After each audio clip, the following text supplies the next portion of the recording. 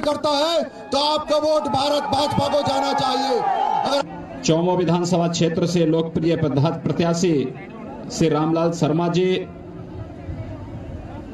जयपुर ग्रामीण से भारतीय जनता पार्टी के जिला के अध्यक्ष श्री रामानंद गुर्जर जी, प्रधान पंचायत समिति जालसो श्रीमती बादाम वर्मा जी, प्रधान आमेर पंचायत समिति श्री सीताराम शर्मा जी, उप प्रधान श्रीमती अचरज कंवर जी, उप प्रधान हरिनारायण मीणा जी, आमेर विधानसभा क्षेत्र के सभी भारतीय जनता पार्टी के मंडल के अध्यक्षगण, पार्टी के पदाधिकारीगण, पंच सरपंचगण, सभी सम्मानित कार्यकर्ता और आमेर के सभी राष्ट्रभक्त स्वाभिमानी जनता जनार्दन भाइयों बहनों,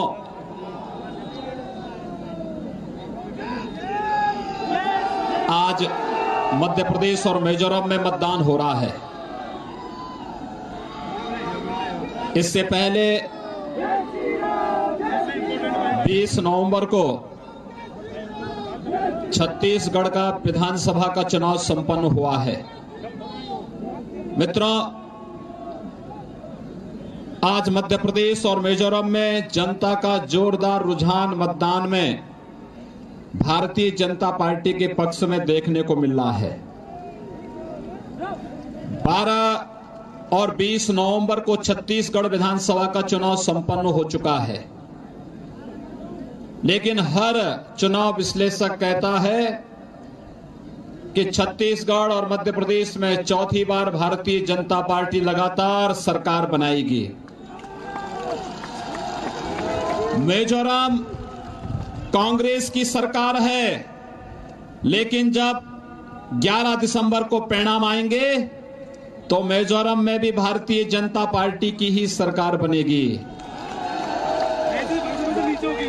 जब छत्तीसगढ़ में और मध्य प्रदेश में चौथी बार, मिजोरम में भी भारतीय जनता पार्टी की सरकार पहली बार बनने जा रही है, तो मैं राजस्थान की इस स्वाभिमानी जनता से अपील करूंगा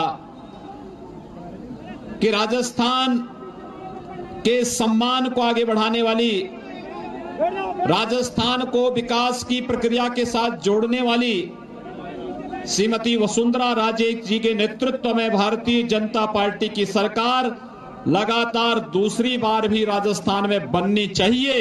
यह अपील आप सबसे करने के लिए मैं आपके बीच आया हूं।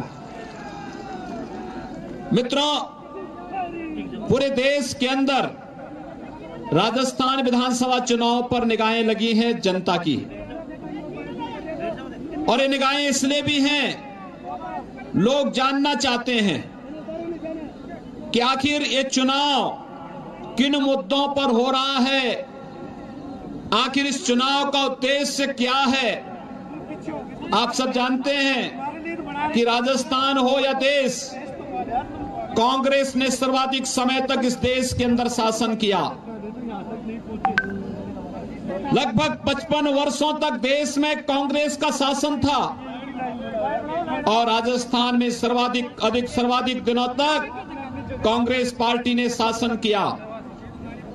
लेकिन इस देश के 4 महत्वपूर्ण हिंदी बाहुल्य प्रदेश, बिहार, मध्य प्रदेश, राजस्थान, उत्तर प्रदेश, जिनसे आज 3 नए राज्य और बने हैं, बिहार से झारखंड, मध्य प्रदेश से छत्तीसगढ़, उत्तर प्रदेश से उत्तराखंड, ये 7 जो हिंदी बाहुल्य राज्य हैं, कांग्रेस की सरकार के समय कांग्रेस के कुशासन के कारण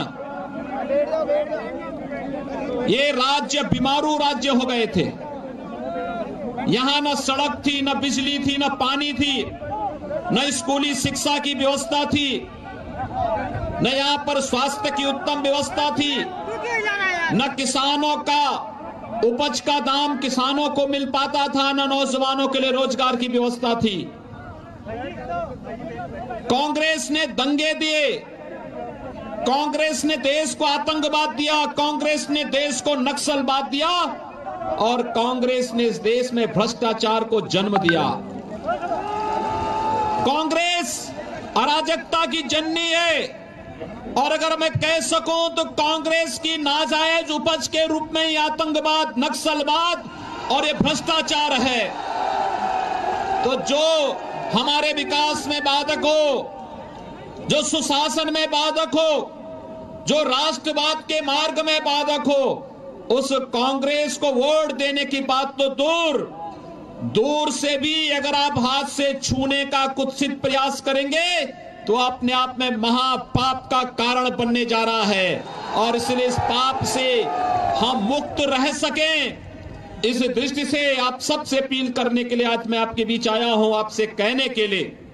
मुझे बहुत अच्छा लगा जब आपके लोकप्रिय सांसद कर्नल राज्यवर्धन सिंह जी ने इस पूरे जयपुर में उन्होंने एक व्यवस्था बनाई कि आर्मी के, देश के पैरामिलिट्री में या पुलिस में जवानों की भर्ती के लिए स्पेशल ट्रेनिंग की व्यवस्था उन्होंने यहां पर नौजवानों के लिए जब प्रारंभ कराई तो मुझे लगा कि वास्तव में इस देश के नौजवानों के लिए एक नया रास्ता निकला है।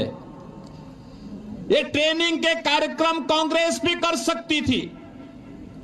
आंकड़े हैं, जिस देश का जवान, जिस देश का हर नौजवान देश में आर्मी को पहली प्राथमिकता देता था जिससे वो देश की सेवा कर सके, कांग्रेस के कुशासन के कारण नौजवानों का मोहभंग हुआ था। और मैं अभिनंदन करूंगा कर्नल राज्यवर्धन सिंह जी का कि इन्होंने नौजवानों को एक बार प्रेरित पुनः किया है कि देश की सेना में जा सकें, अर्धसैनिक बलों में जा सकें, पुलिस में जा करके और अपनी सेवा दे सकें। यह कार्य कोई राष्ट्रभक्त ही कर सकता है, कांग्रेस नहीं कर सकती। कांग्रेस से इसकी उम्मीद की भी नहीं जा सकती है।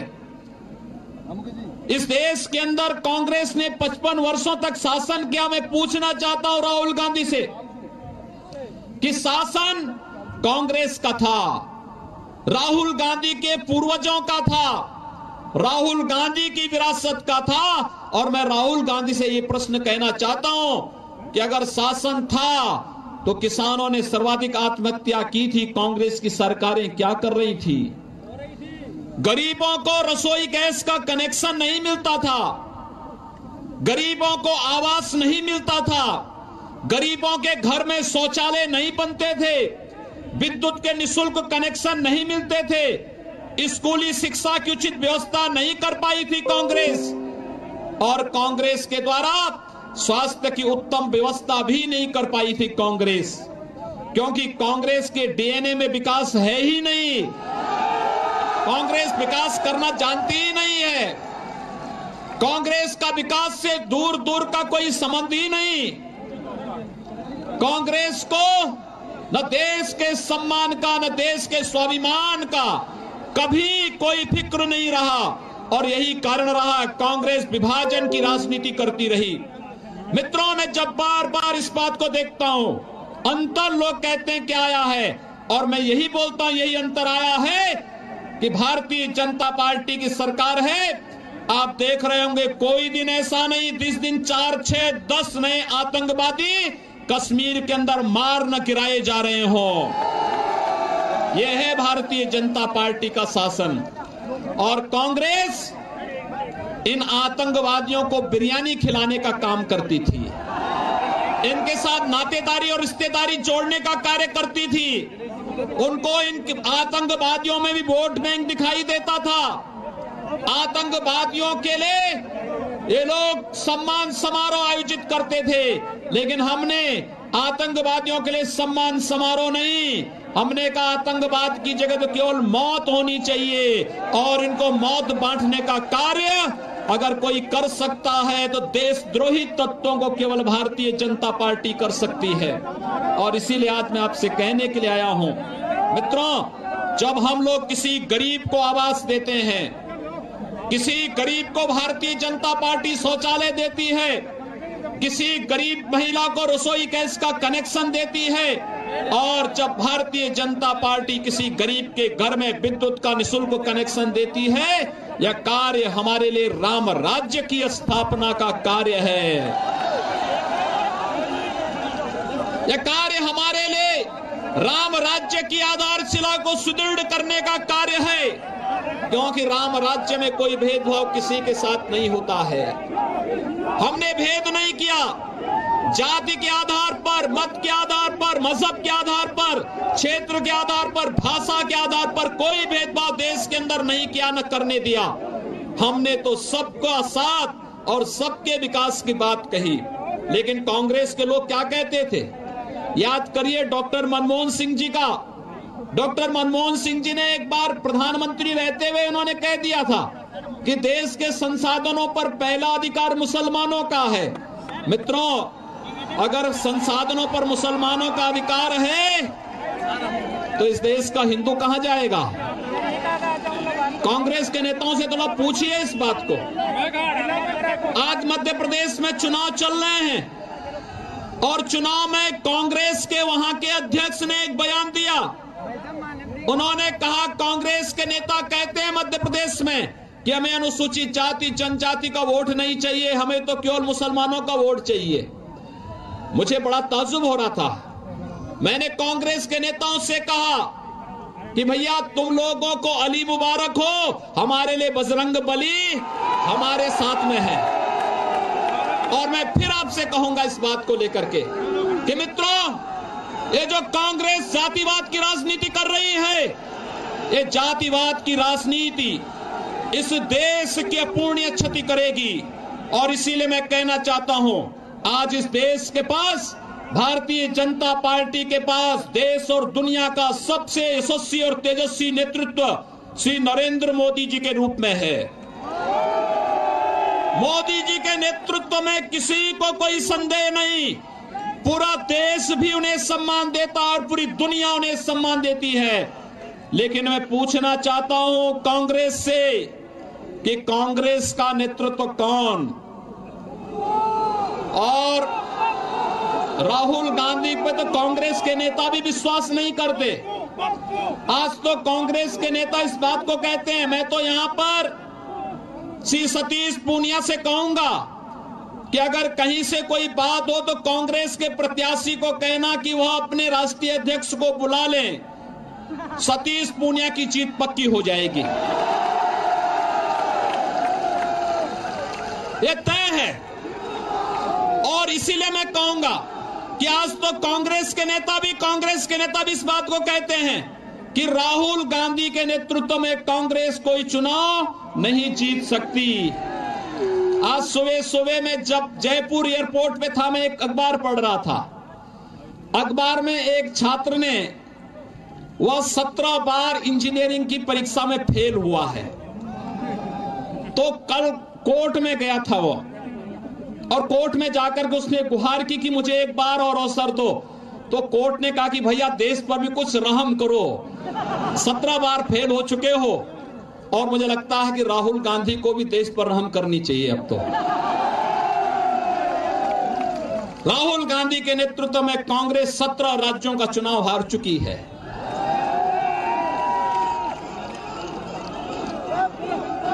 और इसलिए मैं कहूंगा कि कांग्रेस राहुल गांधी के नेतृत्व में कोई चुनाव जीतेगी नहीं। और इसलिए भाइयों बहनों, मैं आप सबसे कहना चाहता हूं कि राष्ट्रीय स्तर पर नेतृत्व की बात हो या राजस्थान के स्तर पर, भारतीय जनता पार्टी के पास एक यशस्वी नेतृत्व राजस्थान में है, श्रीमती वसुंधरा राजे जी के नेतृत्व में। जो कार्य भारतीय जनता पार्टी ने 5 वर्ष में आपके राजस्थान में किया, और वह कार्य जिस तेजी के साथ आगे बढ़ा, वह यशस्वी कार्य है। भारतीय जनता पार्टी के पास नेतृत्व का अभाव नहीं, लेकिन कांग्रेस से पूछना चाहता हूं, कौन उनका मुख्यमंत्री पद का दावेदार है? कौन है राजस्थान में? डॉक्टर सीपी जोशी हैं, रामेश्वर डूडी हैं, अशोक गहलोत हैं, सचिन पायलट हैं, कोई तय ही नहीं। एक खींचतान चलेगी और खींचतान में विकास नहीं हो सकता। कांग्रेस केवल जीवन भर खींचतान ही करती रही। इसलिए मित्रों, एक खींचतान वाली कांग्रेस नहीं, हमें अपने विकास के लिए सुदृढ़ नींव को रखने वाली भारतीय जनता पार्टी की सरकार पुनः राजस्थान में लानी है। कांग्रेस यहां के जवानों की, देश की सीमा की रक्षा करते हुए शहादत का अपमान करती है, यहां के जवानों का अपमान करती है कांग्रेस। जब कांग्रेस के नेता आतंकवाद को महिमा मंडित करते हैं, जब कांग्रेस के नेता नक्सलवादियों को क्रांतिकारी कहते हैं, ये कांग्रेस कब तक इस देश के जवानों की शहादत का अपमान करेगी? और इसलिए आज मैं आप सबसे अपील करने के लिए आया हूं कि मित्रों, 7 दिसंबर की तिथि राजस्थान के लिए अत्यंत महत्वपूर्ण है। हमारे 2 प्रत्याशी यहां मंच पर हैं, श्री सतीश पूनिया हैं और श्री रामलाल शर्मा हैं। इन दोनों प्रत्याशियों के लिए मैं आप सबसे अपील करूंगा, जब हम सबका बजरंग बली पर विश्वास है तो फिर मैं आप सबसे अपील करूंगा कि हम सबका संकल्प भी बजरंगी जैसा होना चाहिए। मित्रों, बजरंगी जैसा संकल्प एक ही है कि राम काज कीन्हे बिनु मोई कहां विश्राम, यानी जब तक भगवान राम का कार्य नहीं होगा, और भगवान राम का एक ही कार्य है, इस देश के अंदर राष्ट्रवाद की स्थापना करना, विकास और सुशासन की नींव को और सुदृढ़ करना। आज के दिन पर हम सबका यही कर्तव्य बनता है कि भारतीय जनता पार्टी के चुनाव चिन्ह कमल के निशान पर इतनी भारी संख्या में आप लोग आए हैं। आप सबसे अपील करूंगा, नौजवानों से, बुजुर्गों से, माताओं से, बहनों से, सभी से, अगर आप में से हर एक कार्यकर्ता 5-5 मतों को भारतीय जनता पार्टी के चुनाव चिन्ह कमल के निशान पर 7 दिसंबर को मतदान करने के लिए मतदान केंद्र पर ले जाने की व्यवस्था कर देगा, भारतीय जनता पार्टी के प्रत्याशी श्री सतीश पूनिया और रामलाल शर्मा के सामने जितने प्रत्याशी होंगे उन सबकी जमानतें होंगी जब्त, और यही जमानत जब्त कराने की अपील करते हुए मैं आप सबके प्रति अपनी शुभकामनाएं देते हुए वाणी को देता हूं विराम। जय जय श्री राम।